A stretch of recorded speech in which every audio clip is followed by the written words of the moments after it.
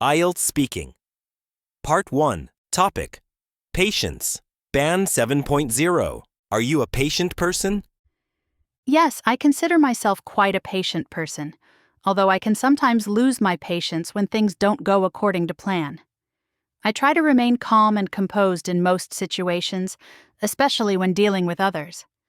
Patience is often about managing your emotions and staying calm, even when faced with frustration or delays. While I try to be patient, I'm also aware that no one can be patient all the time, especially when the circumstances are challenging. For instance, when I'm stuck in traffic, I make an effort not to get irritated, as I know getting upset won't make the situation better. Why is patience important?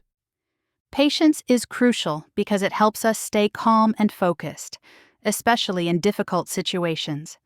It allows us to think more clearly, make better decisions, and avoid making hasty choices that we might regret later. Being patient enables us to handle stressful situations with a level head.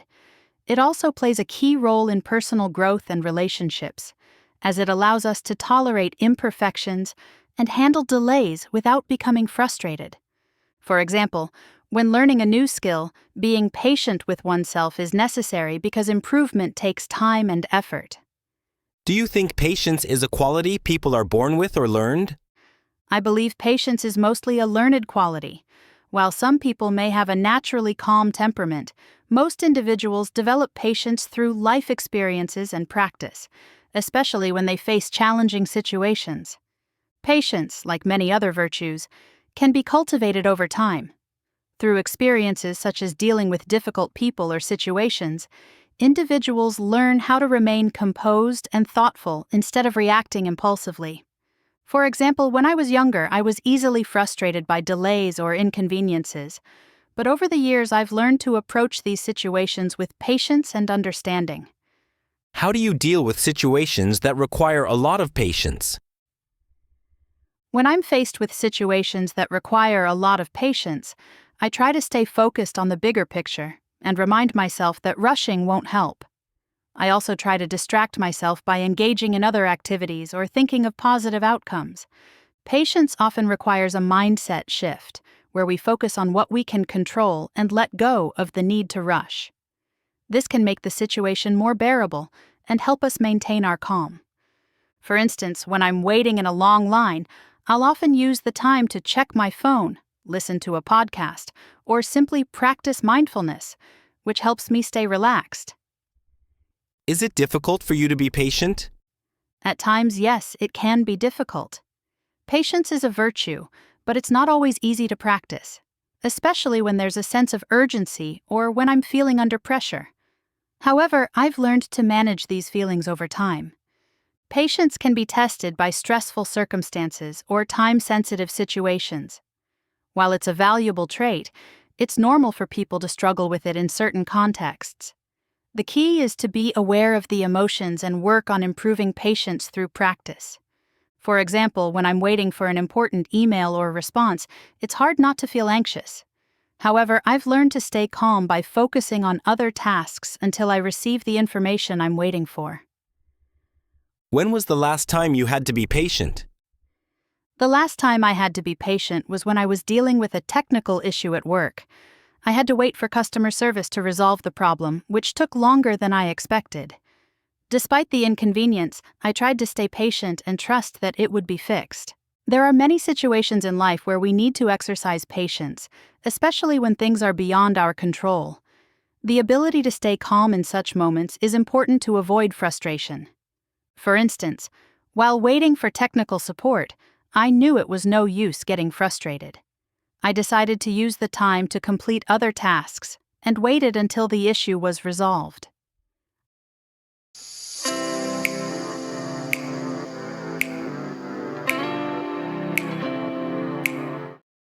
IELTS Speaking Part 1. Topic: Writing. Band 7.5. Do you enjoy writing?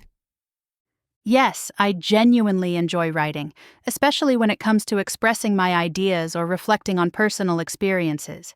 It gives me a creative outlet and helps me organize my thoughts better. Writing allows me to articulate emotions and opinions clearly, Whether it's journaling or composing essays, the process is quite therapeutic and intellectually engaging.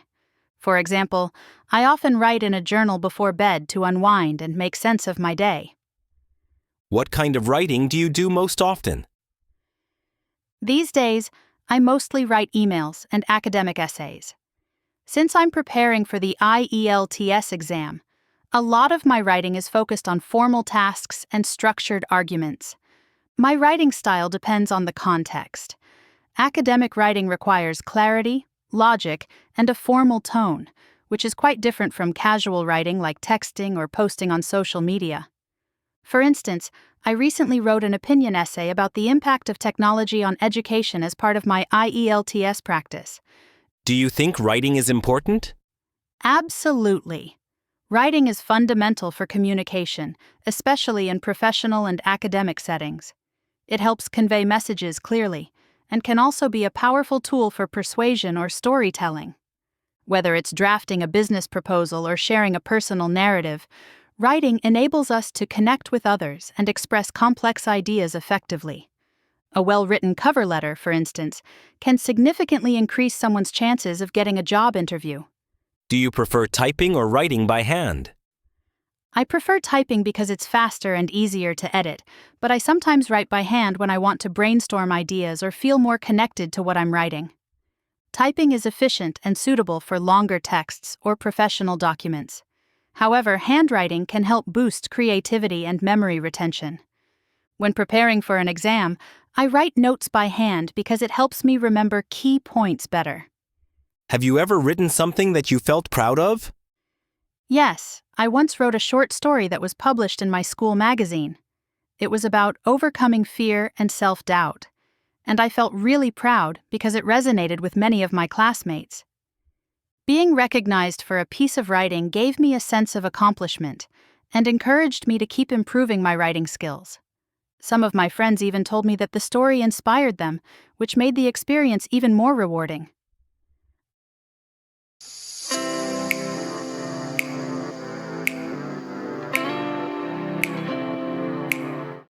IELTS Speaking. Part 1. Topic: Spending time by yourself. Band 8.0. Do you often spend time alone? Yes, I actually enjoy spending time alone quite a lot. It gives me a chance to recharge my batteries and reflect on things without any distractions. Being alone helps me clear my mind, especially after a hectic day at work or socializing for hours. I usually take a walk in the park or read a book to enjoy some quiet moments by myself. What do you usually do when you're alone? I usually do calming activities like reading, journaling, or listening to podcasts.